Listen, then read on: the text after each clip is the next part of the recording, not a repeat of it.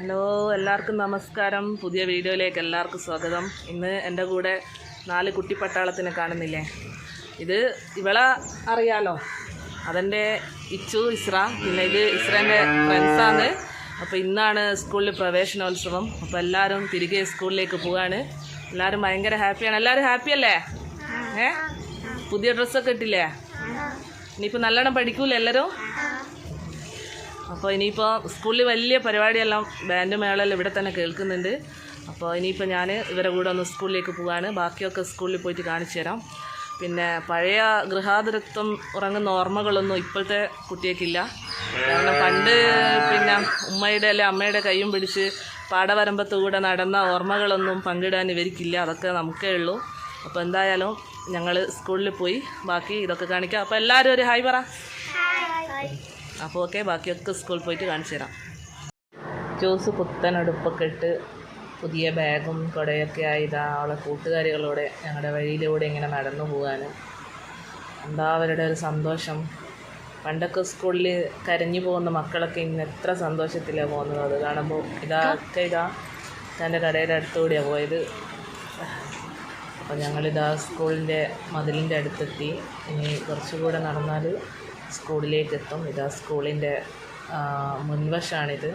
ഇവിടെ ബാൻഡ് മേളക്കാരൊക്കെ ഇവിടെ റെഡിയായി നിൽക്കുന്നുണ്ട്. പിന്നെ രക്ഷിതാക്കളുണ്ട്, പുതിയ അഡ്മിഷൻ എടുത്ത കുട്ടികൾ, പിന്നെ 5ലേക്ക് അഡ്മിഷൻ എടുത്തത്, അങ്ങനെ പിന്നെ 6ലേക്ക് 7ലേക്കെല്ലാം പുതിയതായിട്ട് വന്നു ചേർന്ന ആൾക്കാർ, അങ്ങനെ ഒരുപാട് കുട്ടികൾ ഇവിടെ പുതിയ അഡ്മിഷൻ എടുത്തിട്ടുണ്ട്. അപ്പോൾ എല്ലാവരും ഭയങ്കര സന്തോഷത്തിലാണ്. ടീച്ചേഴ്സൊക്കെ ഇതാ തോരണങ്ങളൊക്കെ ഇങ്ങനെ തൂക്കിയിടുന്നു.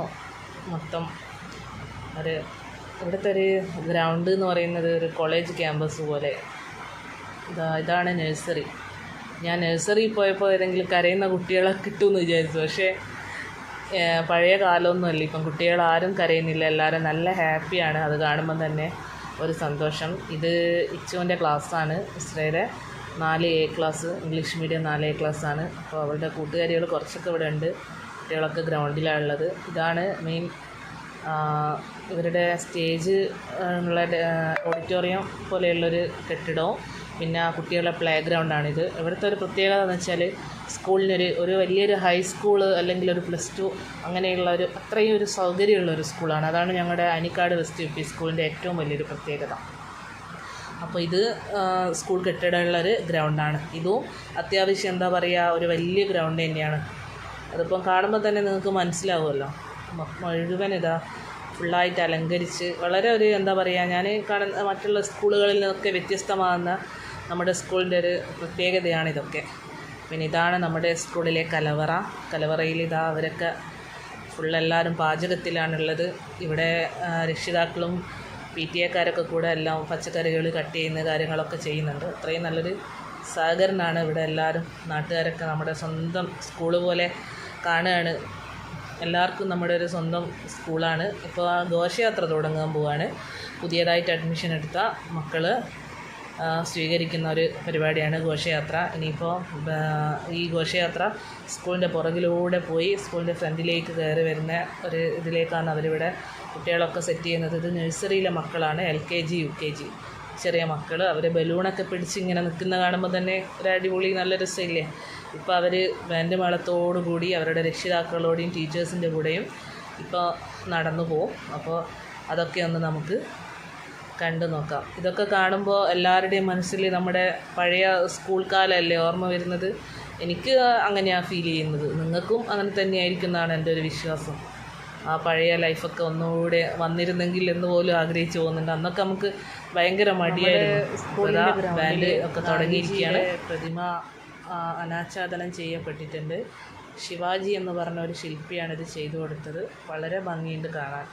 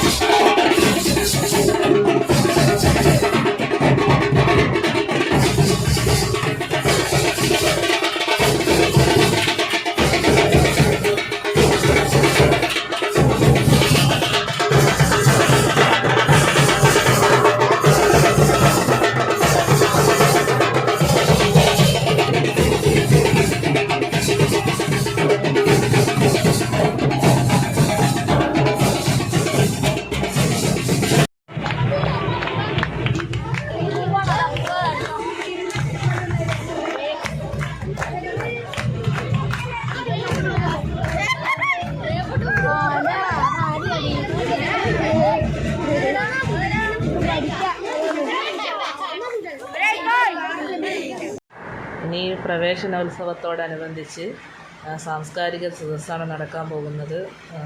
കവിയായ ഇബ്രാഹിം തിക്കോടി സാറിൻ്റെ വേദിയിൽ പിന്നെ അഞ്ജലി മോഹൻ പ്രധാന അധ്യാപകന്മാരൊക്കെ ഉണ്ട്. അപ്പോൾ ഇനി ബാക്കിയൊക്കെ കാണാം.